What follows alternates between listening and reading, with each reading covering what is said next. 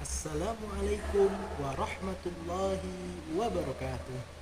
Halo semuanya, kalian udah pada tahu belum kalau industri sewa rahim secara global diprediksi bakal bernilai lebih dari 129 miliar dolar Amerika Serikat pada tahun 2032.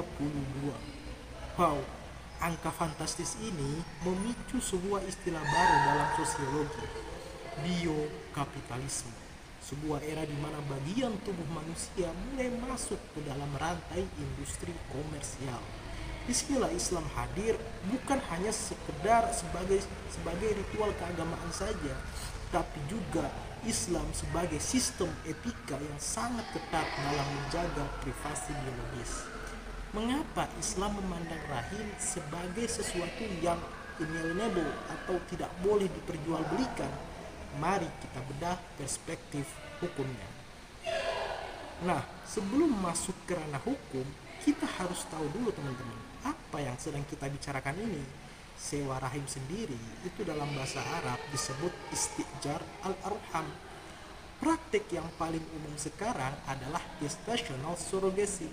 Caranya tuh sel telur istri dan sperma suami dipertemukan di lab sampai jadi embrio.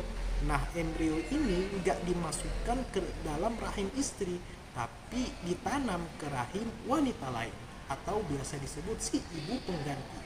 Secara genetik itu anak si suami istri, tapi yang hamil dan melahirkan adalah orang lain. Nah, disinilah teman-teman letak problem hukumnya. Jika kita melihat salah satu unsur daripada maqasidus syariah, ada yang namanya istilah hifdzun nasl atau menjaga keturunan. Nah, Allah Subhanahu wa taala memberikan definisi siapa itu ibu di dalam Quran surah Al-Mujadilah ayat 2. Allah berfirman, "In ummahatuhum illa allai waladnahum." Ibu-ibu mereka tidak lain hanyalah wanita yang melahirkan mereka. Ayat ini tegas banget, ibu itu bukan cuma yang punya benih, tapi yang mengandung dan melahirkan. Dengan sewa rahim, maka akan timbul pertanyaan, siapa yang dianggap ibu yang sah? Apakah yang punya DNA atau yang melahirkan? Nah, untuk memperkuat itu, kita lihat referensi dari ulama besar kontemporer, Syekh Wahbah Az-Zuhaili. Beliau menulis dalam kitab monumentalnya Al-Fiqh Al-Islam wa Adillatuhu.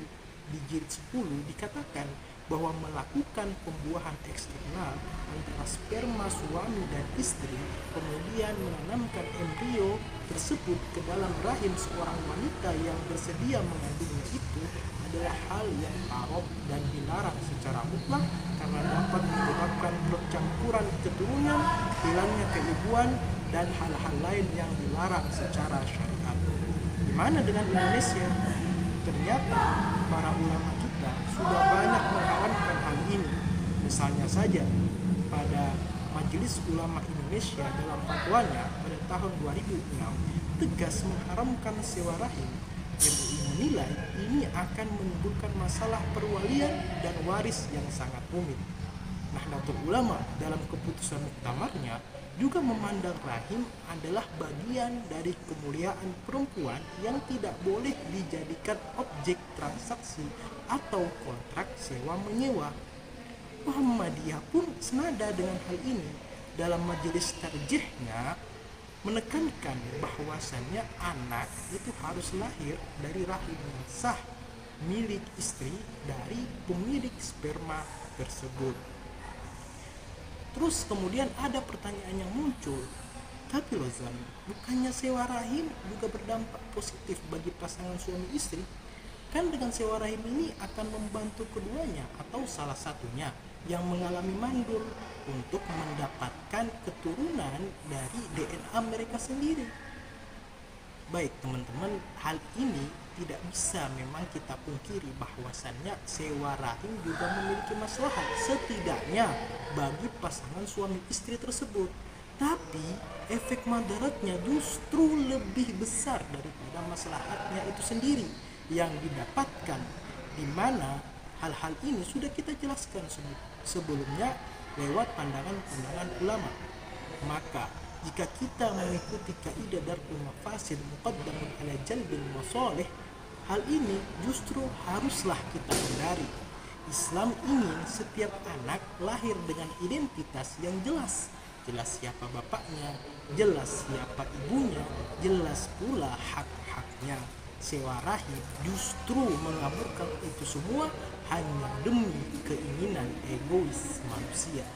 Kesimpulannya, secanggih apapun teknologinya, dalam Islam rahim adalah amanah, bukan barang sewaan.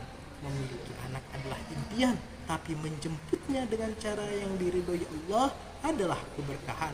Terima kasih sudah nonton sampai habis. Kalau menurut kamu, tantangan apa lagi nih yang dihadapi umat muslim di era teknologi medis sekarang? Tulis di kolom komentar ya.